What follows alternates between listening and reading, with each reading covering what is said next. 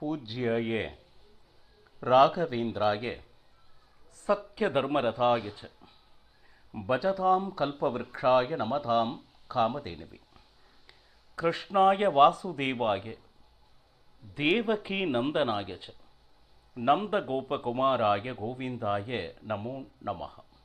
ஐந்தாவது வேதம் என்று போற்றப்படும் மகாபாரதத்துள் அடங்கிய இரு அற்புதமான பாரிஜாத்தம், அதில் இருக்கக்கூடிய தேன். அதுவே ஒன்று பகவத்கீதை, மற்றொன்று விஷ்ணு சஹஸ்ரநாமம். இப்போ பகவத்கீதை சாக்ஷாத் பகவான் கிருஷ்ணனின் திருவாய் மொழியாக வந்தது. அர்ஜுனனுக்கு சொல்வது போல இந்த உலகத்தில் வாழ்ந்து வரும் அத்தனை பாமர மக்களும் ஒரு குழப்பத்தில் இருக்கும் போது அதனுடைய தீர்வாக அமைந்திருப்பது இந்த பகவத்கீதை. இதில் இரண்டாவது அத்தியாயம் சாங்கிய யோகம் என்று வழங்கப்படும்.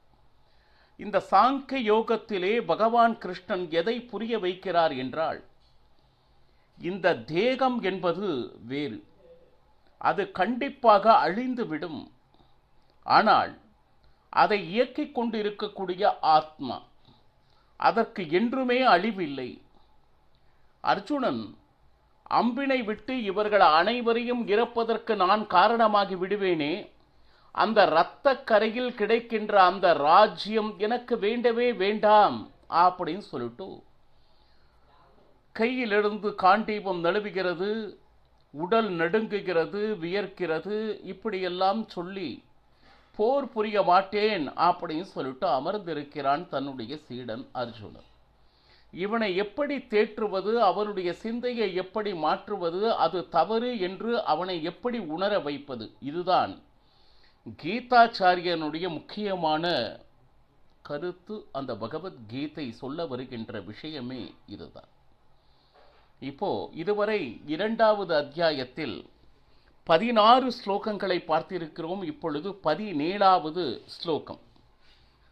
அவிநாஷி துதத் வித்தி ஏன சர்வம் இதம் ததம் விநாசம் அவ்யயஸ்யாஸ்ய ந கஷ்டித் கர்த்தும் அர்ஹதி.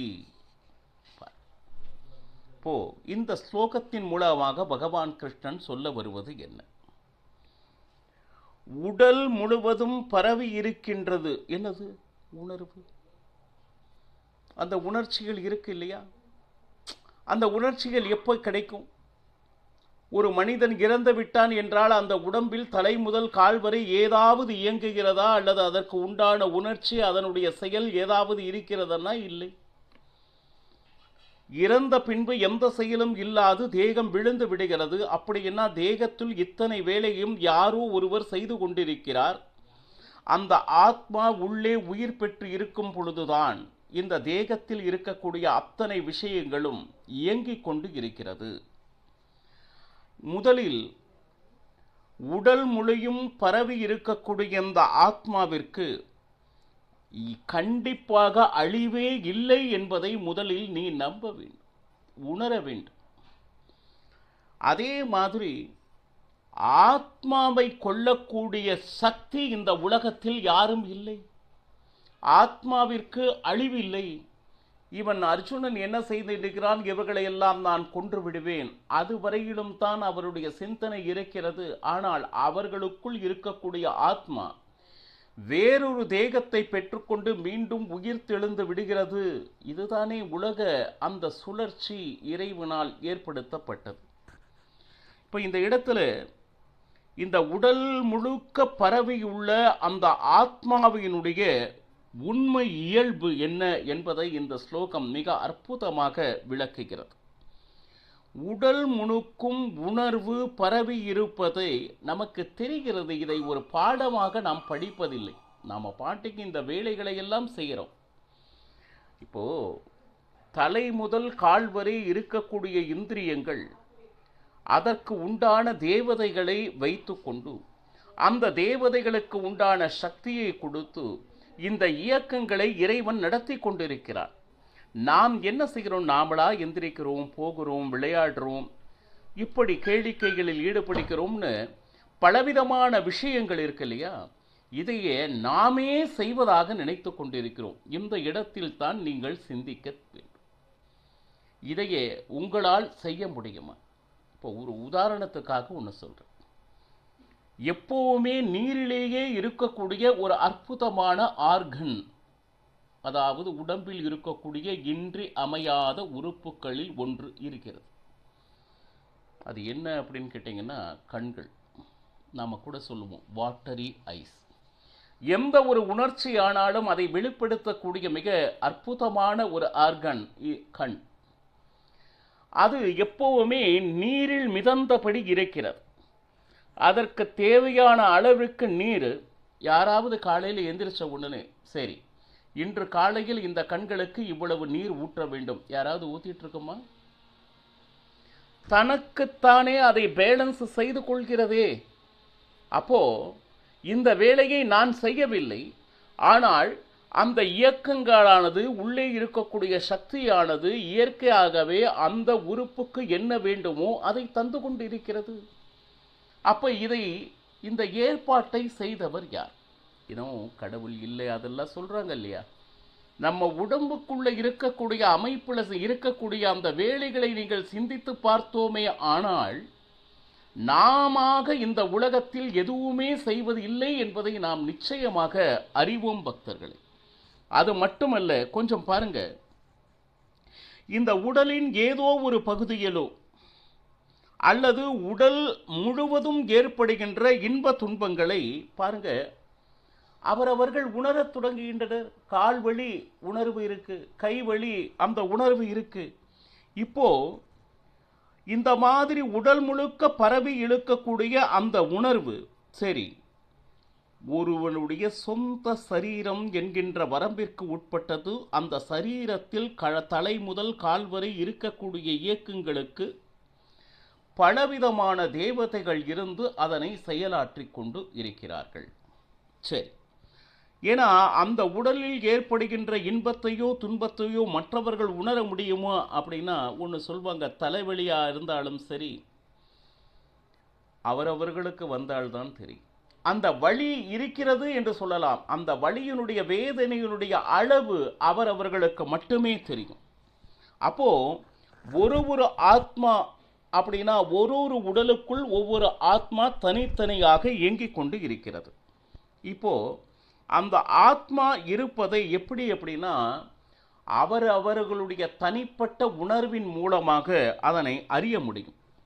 சார் ஆத்மா ஆத்மா அப்படின்னு சொல்றீங்களே, இப்போ கண்ணுன்னா நமக்கு தெரியறது இந்த அளவுக்கு இருக்கும் அளவில். ஆத்மாவினுடைய அளவு என்ன, அதை நாம் பார்க்க முடியுமா அப்படிலாம் ஒரு கேள்வி இருக்கு. அதையும் இதிகாச புராணங்கள் சொல்கின்றன. ஒரு குதிரை முடி இருக்கு இல்லையா, சரி, அதனுடைய வால் பகுதியில் கடைசி ஒரு நுனியை நீங்கள் கத்தரித்து கொள்ள வேண்டும். சரி, அந்த முடியை 100ஆக கட் பண்ணுங்க. அதிலிருந்து ஒரே ஒரு பகுதியை எடுத்து மற்றும் 100 பங்கு அப்படின்னா அதனுடைய அளவு என்ன இருக்கும் பாருங்க.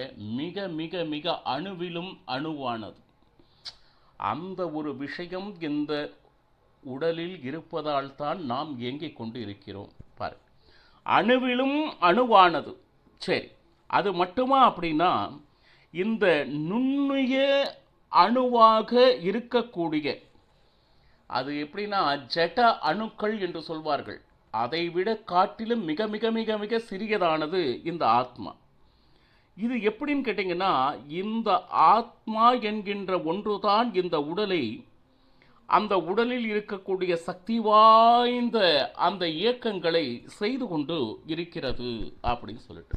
அது மட்டுமா அப்படின்னா சரி, அணுவை பக்குவமான அறிவினால் மட்டுமே நம்மால் உணர முடியும். இந்த ஆத்மா இந்த உடலில் 5 விதமான காற்றுகளிலால், சரி அது எப்படி அப்படின்னு கேட்டிங்கன்னா பிராண, அபான, வியான, சமான, உதான, இப்படி 5 விதமான காற்று, வாயு என்று சொல்வார்கள். இதில் மிதந்த வண்ணம் இந்த ஆத்மாவானது இதயத்தில் அமைந்துள்ளது அப்படின்னு சொல்றாங்க. இதை பற்றிய மிக ஆழமான அறிவு. முதலில் நாம் நம்ப வேண்டியது என்னன்னா, அந்த ஆத்மா என்றும் நித்தியமானது, அதற்கு அழிவில்லை. அவன் இந்த உடலில் இருக்கும் வரைத்தான் இந்த தேகமானது தன்னுடைய வேலைகளை செய்ய முடியும் அப்படின்னு சொல்லிட்டு முதலில் இதனை நாம் உணர வேண்டும். அதனால நீ நினைத்தால் அவர்களை எந்த காலத்திலும் அவர்களுடைய ஆத்மாவை கொல்ல முடியாது அர்ஜுனா. நீ அம்பு விடுவதால் விழப்போவது அவர்களுடைய தேகம் மட்டுமே தவிர யாருடைய ஆத்மாவையும் உன்னால் கொள்ள முடியாது. அதற்கு என்றுமே சாவு இல்லை என்பதனை தன்னுடைய சீடனுக்கு புரிய வைக்கிறார்.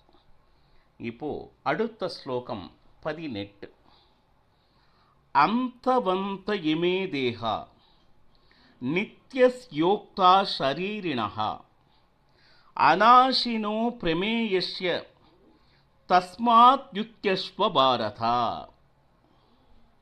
இதுவும் இந்த ஸ்லோகமும் அந்த உடலில் இருக்கக்கூடிய ஆத்மாவை பற்றி அதனுடைய இயல்புகளை பற்றி அற்புதமாக விளக்குகிறது.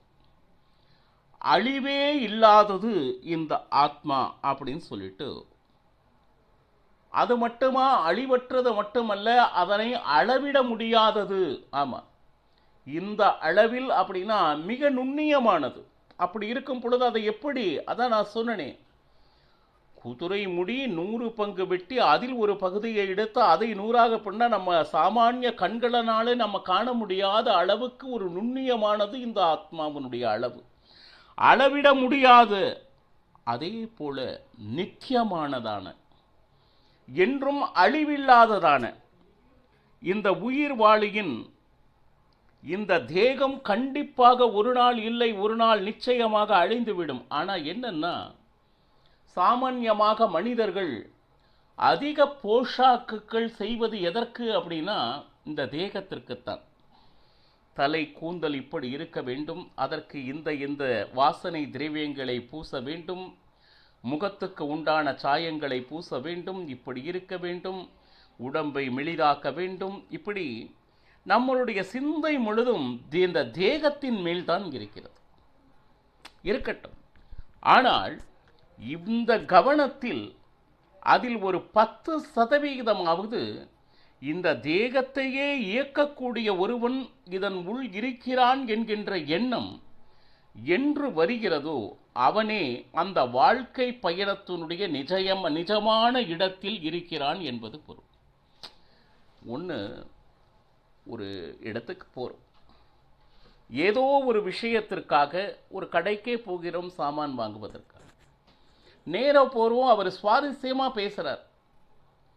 அந்த நாம பேச அவங்க பேச நேரம் அது பாட்டுக்கு போகிறதே தெரியல.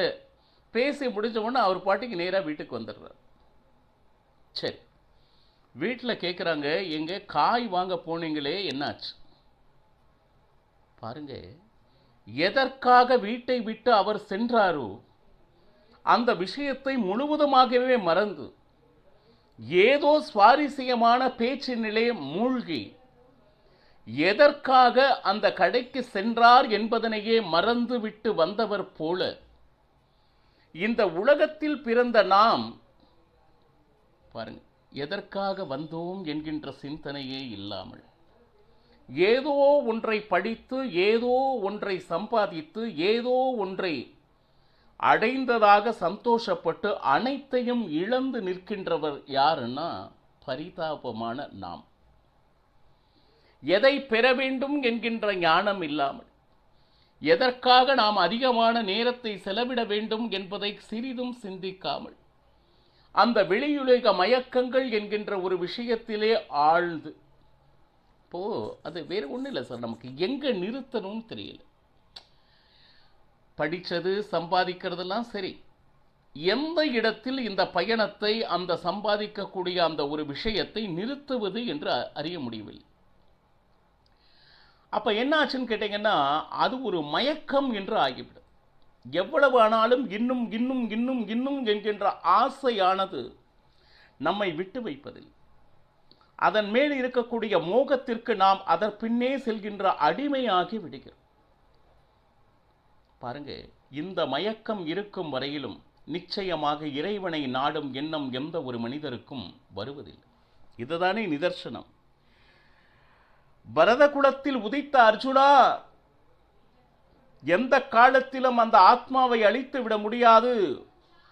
எழுந்து நில். சத்திரிய குலத்தில் பிறந்தவனே, பரத குல செம்மலே, எழுந்து போராடு என்று அவனுடைய மனதை எழுப்பி விடுகிறார் கீதாச்சாரியர். மேலும் அடுத்த ஸ்லோகங்கள் நமக்கு எதை உணர்த்துகின்றன என்பதனை நாளையும் பருகலாம். சர்வம் ஸ்ரீ கிருஷ்ணார்ப்பணமஸ்து. ஹரே ஸ்ரீனிவாசன்.